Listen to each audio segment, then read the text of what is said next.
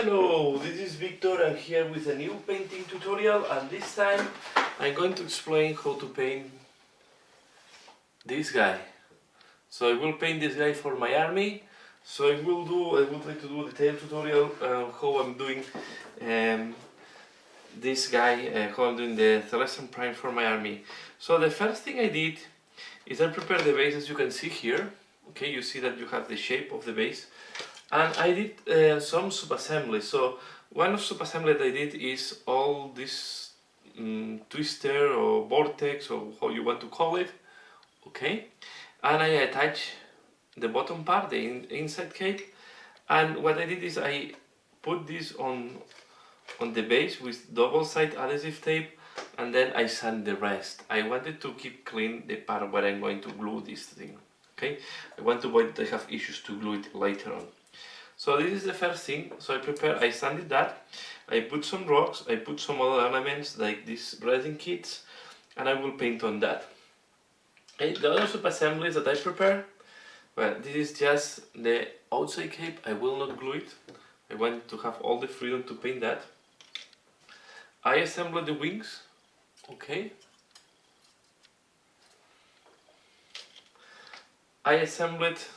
I didn't assemble this part. I keep this part unassembled, and also the leg, because I want to be sure that the joint is done correctly later on, okay? And I didn't even detach the arms from the sprue. So I will start working first on the swivel. I will do this galaxy effect on all this vortex, and I will do the same on the inside and on the outside of this cape. So I will keep the vortex going inside of the cloth. I will do this like a galaxy looking cape. Okay, I know that most of this is going to be covered, because once you put the second cape, you will see that most of this is covered by the cape. Okay, so we want to spend some time here painting, but yeah, I will check. Maybe we will not see a lot of the work later on, but this is a risk I'm taking. Okay, so this is what I'm going to work, but first I want to start with the base. And the first thing I want to show you is, you see here, I have some big gap or step. So I will smooth the transition between this type of resin kit and the sand that I put. So to help me on that, I will use texture, Citadel texture, and I will use you can use any of them, but in that case I will use the Stirland mud, because it's the color that I will use later on for the rest of the sand. So this is like a texturized paint, very thick, and I will apply this using one of these. You don't need to use really a brush for that. It's better to use a tool like this one. So I will take a little bit. Can you see that it's like a staff or something like that? And I will apply this in that way. Okay, this will help me really to make this transition and to avoid the gap underneath this part. Okay, so as you can see, sorry if I go out of the camera, and sorry for the noise. Yeah.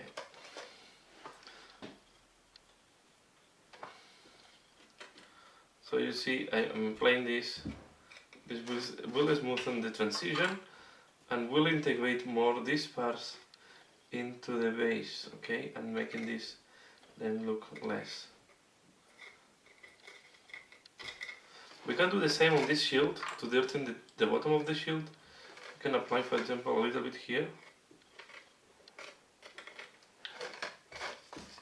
Okay. To look that the shield is a little bit, make the look that is a little bit into the sand.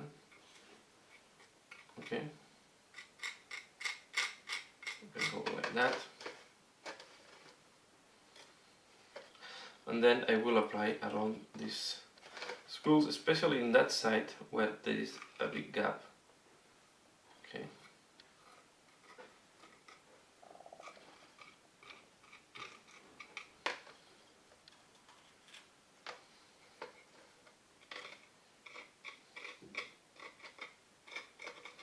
And then once this is applied, we'll need to wait until this dries.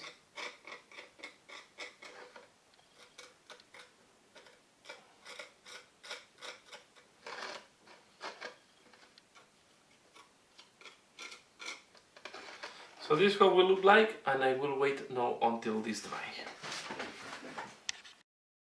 So now as you can see, this color that I applied before is completely dry and it's matching everything together. Okay, so what I'm going to apply now is Rinox Hide as the base color for the base. This will help also to... So I will apply this with, of course, a big brush. And this is a very rough surface with all the stones, so I try to go with a lot of water, and you can see this will spread very well on all this. So you want to use quite a good amount of water when you are applying.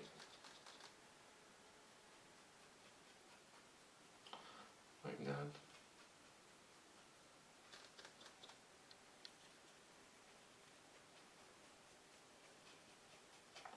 Okay, and I will apply this all over the base.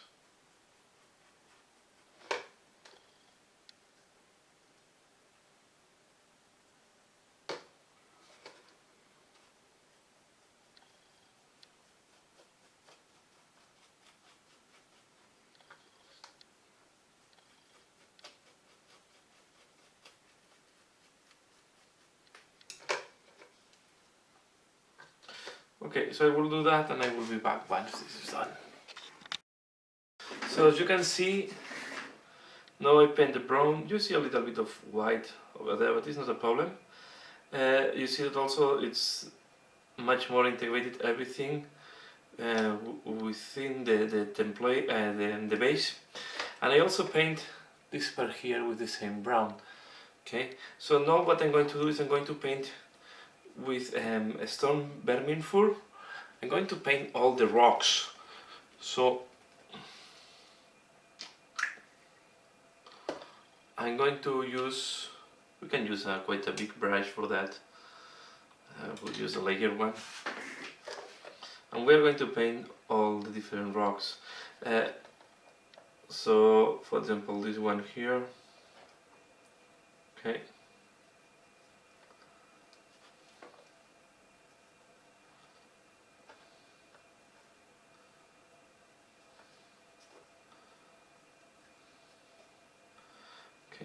And I will do the rocks here. I will do also the rocks here at the base of this thing, because we can leave them done. Okay, so you can see this can be done now. No problem. So we are going to do all the different rocks we have on the different parts of the miniature.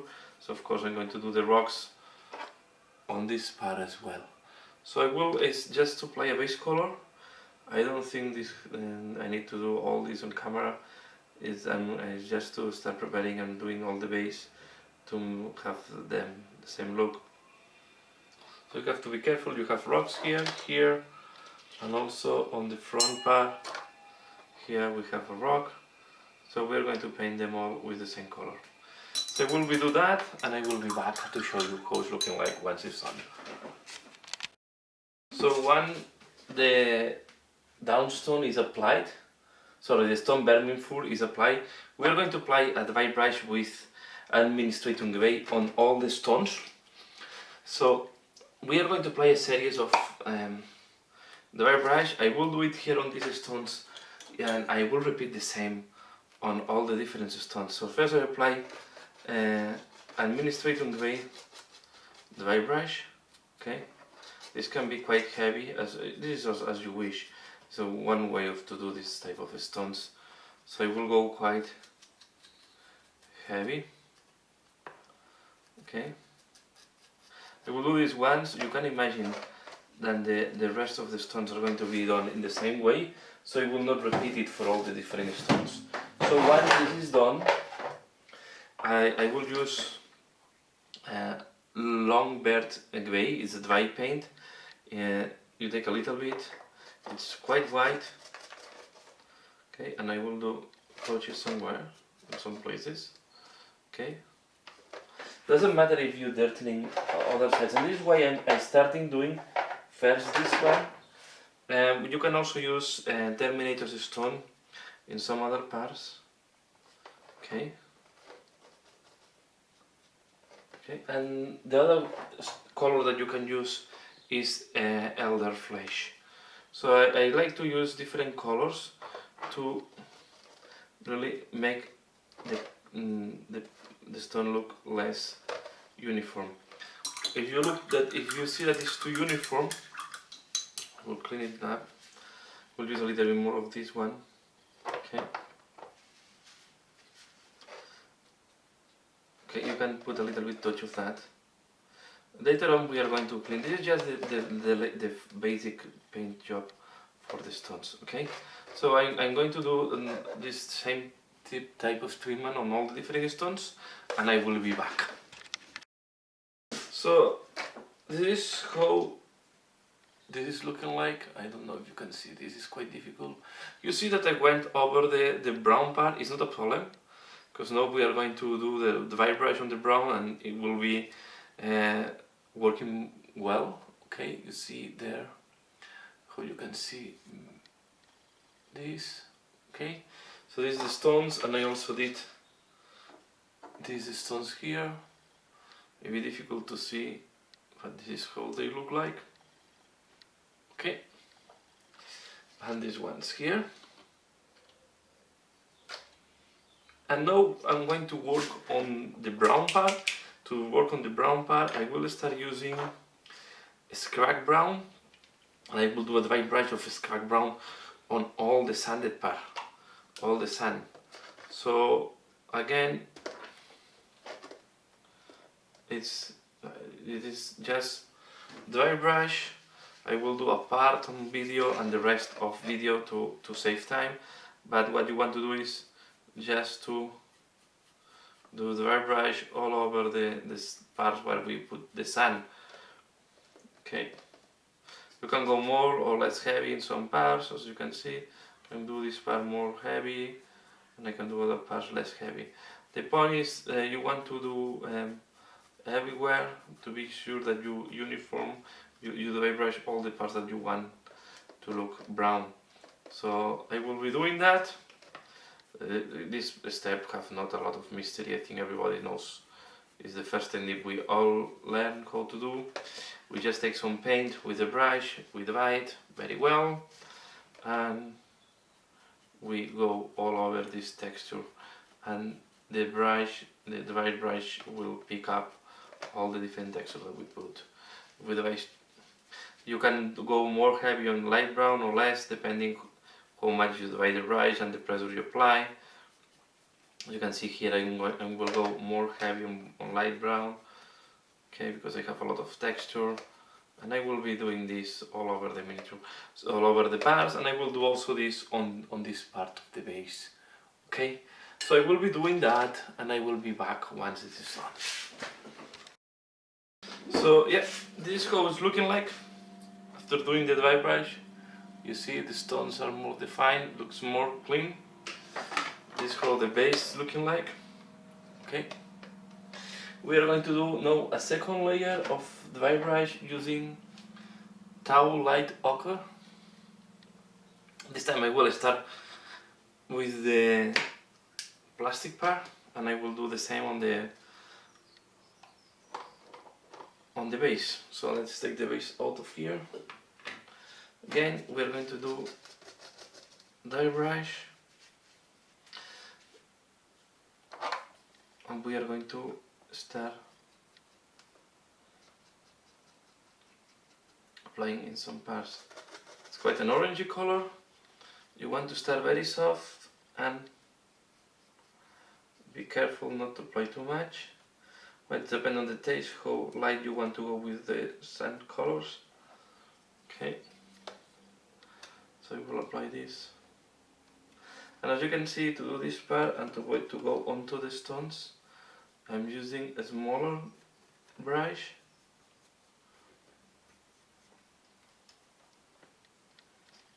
Okay.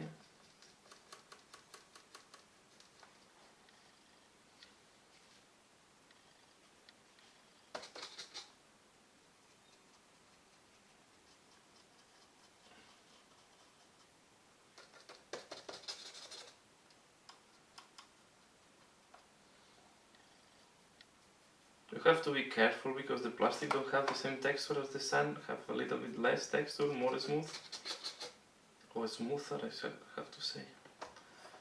But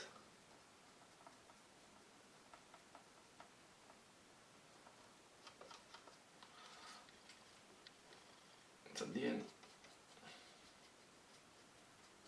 This is not going to be the most visible part of your miniature.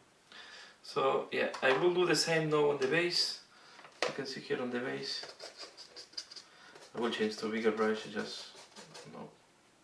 You see, this will give very nice tone. Okay. So I will be doing that, and I will be back once this is done. So after doing the Ochre, the white brush, this is how it's looking like, and this is how it will look like once everything is integrated together. I will not glue it yet, because first I want to do these details here, the shield and the skull, but just to show you how it's looking like here. And now we are going to do the other details on the base, and to finalize this first part I will do this in multiple parts, and I will do this vortex after doing the base. Now we are going to do this thing, and the skull here. Let's start with the skull. It's a very fast and easy thing to do. So we are going to apply Ushabti bone on the skull. Okay.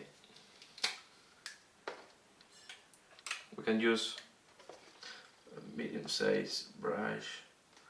Just apply here. We can avoid to go into the holes of the skull if you want. So just.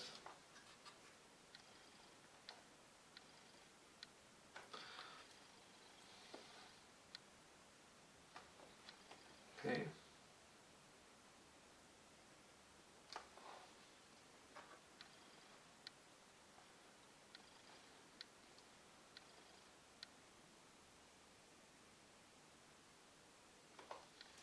Go with the, as you can see, when there is these holes, I go with the brush horizontal, then you avoid to go into the eyes holes, and the nostrils you just go like that.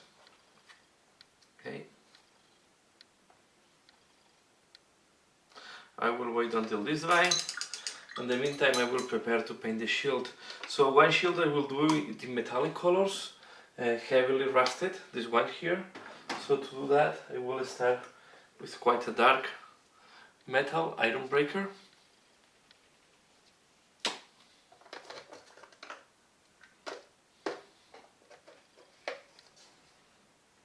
Okay.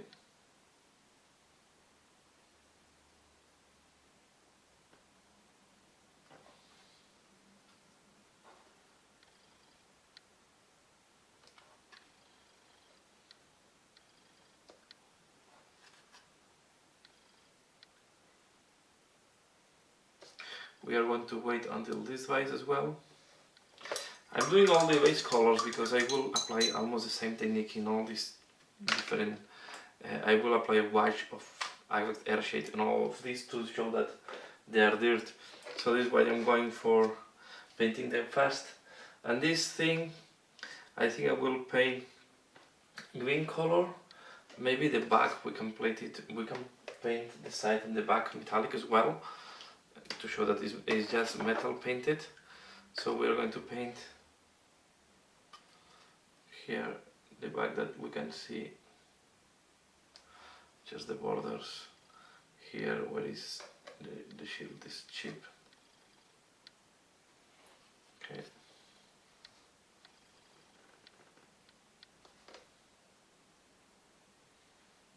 To show that this paint is made, this metal painted.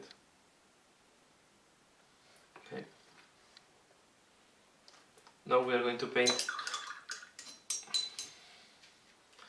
wondering, I will think I will paint it green. Green with the thing black white. So the deer I will paint it white. So I will apply Warpstone Glow.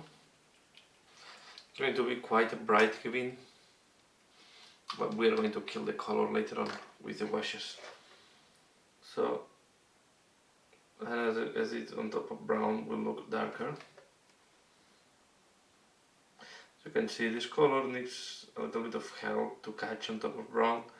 In that case, if it's not super well done, it's not a problem, because will help on the weathering.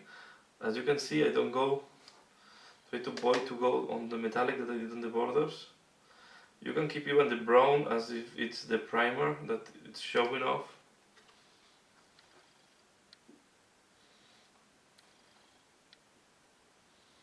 Okay, and we will need to wait until this dries before doing the next step. So I will apply here the green.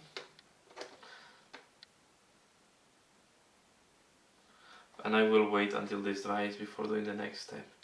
So we'll do this.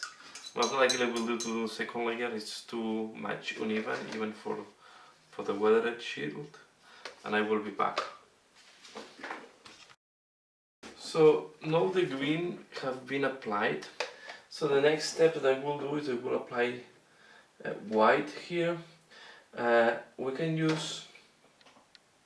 I will use white scar to paint the deer. Okay. In that case, we have to do a little bit of the tail work.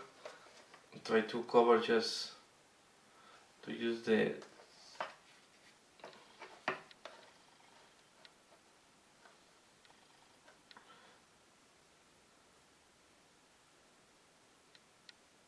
okay. We just use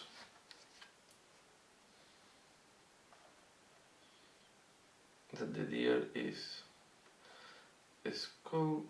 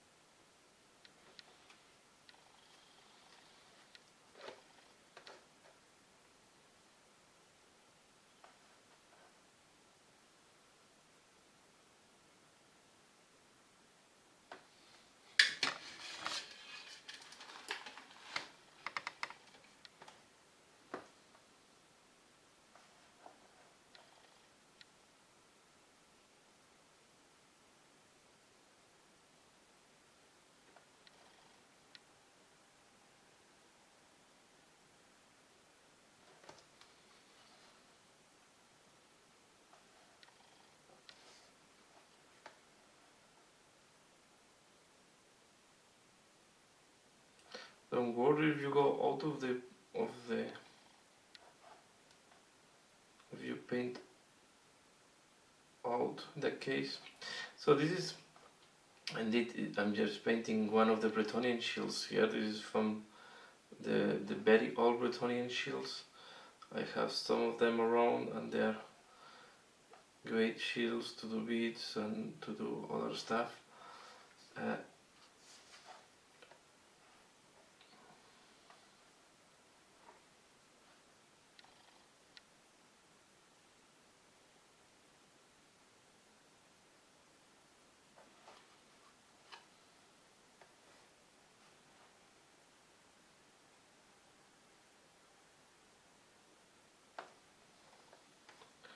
So I will be doing that. I don't think this is very important for this tutorial, as this is not part of the core paint on this tutorial, and I will be back once it's done. So as you can see now, the symbol is painted, and the next thing that I'm going to do is I'm going to apply a wash of Agrax Earthshade. So we're going to apply yeah, here you have all over this type of things, and also the bones. So to show that these things are a little bit rusted or abandoned here. So we are going to apply this, of course, on top to eliminate the shyness of this metal one here. Okay.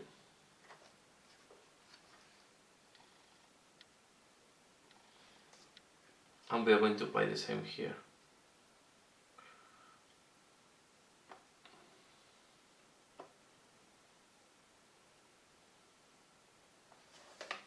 Right.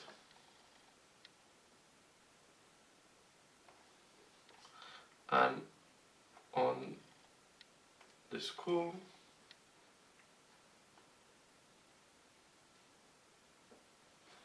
we are going to do the same. And now we are going to wait until this dry before doing the next step. But this will give some dirtiness, and yeah, and this will make the base quite finalized. We will only do some special rusting effects and that's all. So I will wait until this dry before doing the next step. So after applying the wash of Agrax Earthshade, this is how it's looking like. And the last thing that we can do, just to put some scratches on this thing and to make this to look a little bit more damage, we can do some battle damage more battle damage on this shield. So we'll start first with black. Okay, we are going to do some like paint chip from the shield, especially we are going to exaggerate a little bit more on the borders. Okay, for example here, and you can go on top of the. Okay, and then when I go to the white, what I will do is I will first do green. Don't imagine that I receive a big hit here. I will go first with green to do, because I will suppose that the white is painted on top of the green, so we can do, for example, something like that.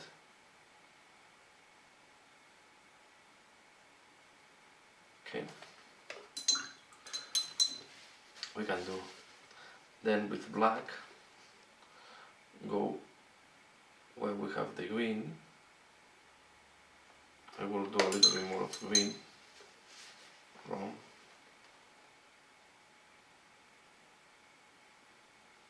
Okay. Then we can do, for example, just green here, like if the paint has been chipped with that part. And go with the black. Right, I will wait a little bit that this dries, and then on this shield I will do a little bit the chaos symbol. Okay,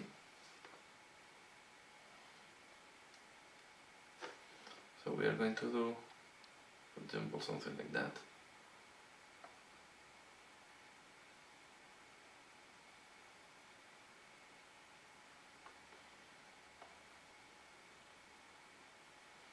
For example, do something like that here.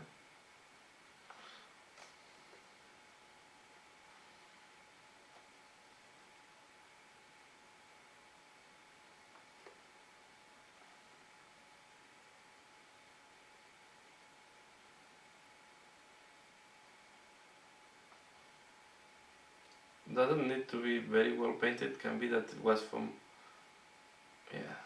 one of the chaos, and can be slightly chipped. Okay, we can do something like that, just to show that it was something paint here. Okay, you don't need to be super precise here, because this shield have been weathered and maybe the paint have been fall apart in some parts. And now I will take some metallic.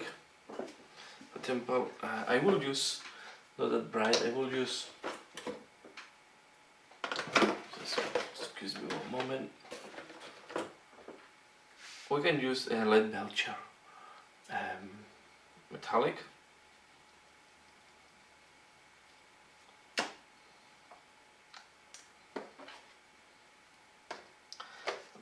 I'm going to apply this where I applied black here, for example. Okay, and here on this scratch I did it here.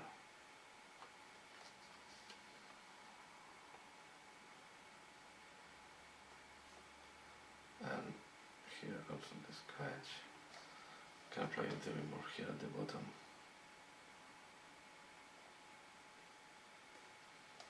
And a little bit more on the corners. I think this is good enough. And then here what I will do is I will just scratch the paint. Okay.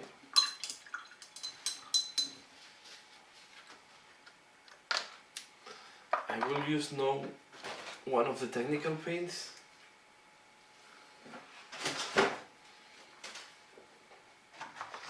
I will use the Razor Rust. To use this I will change my brush because I will use a little bit of dry brush technique. So I will use this one.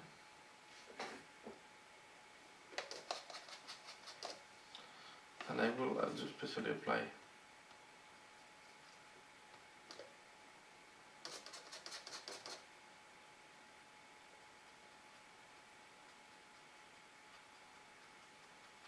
on this one.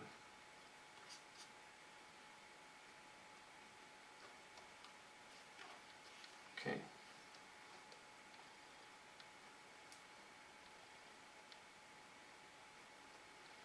Something like that. And here I will apply on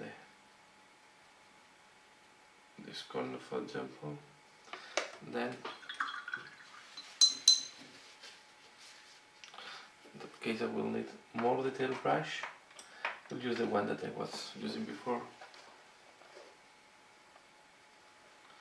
I'll apply on the scratch.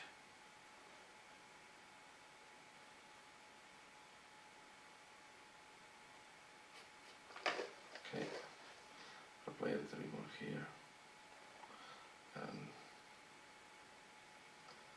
so just to make the border look more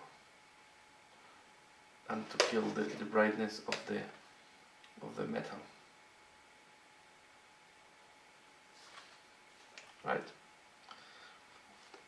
So I will think this is good enough.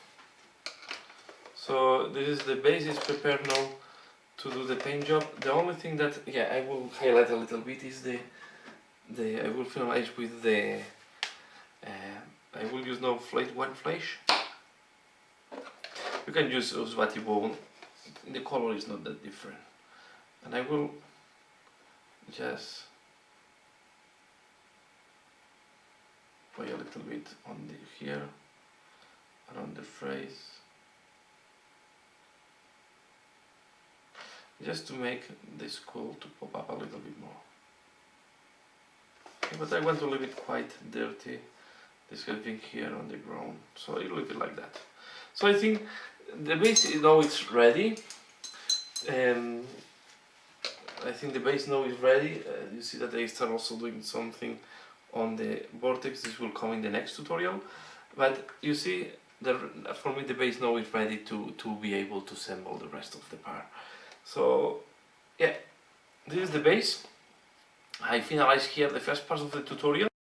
So as I was saying before, I ran out of battery. So now the base is ready for this Celestant Prime. I will finalize here this first part of the tutorial, and in the second part I will explain how I do this vortex, how I do this part. So I will do all this swirling on the second part of the tutorial. So yeah, please keep tuned if you want to follow my trip on the painting tutorial, on the painting of the Lost and the Celestant Prime. And this is the first part. And if you want to support this channel, I let you know that you can support me in Patreon. You will find the link in the description below, or maybe it's appearing in a box at the bottom of the video. So for now, that's all. As usual, comment, like if you like it, subscribe if you don't subscribe it. Thanks a lot for watching, and see you again later. Bye.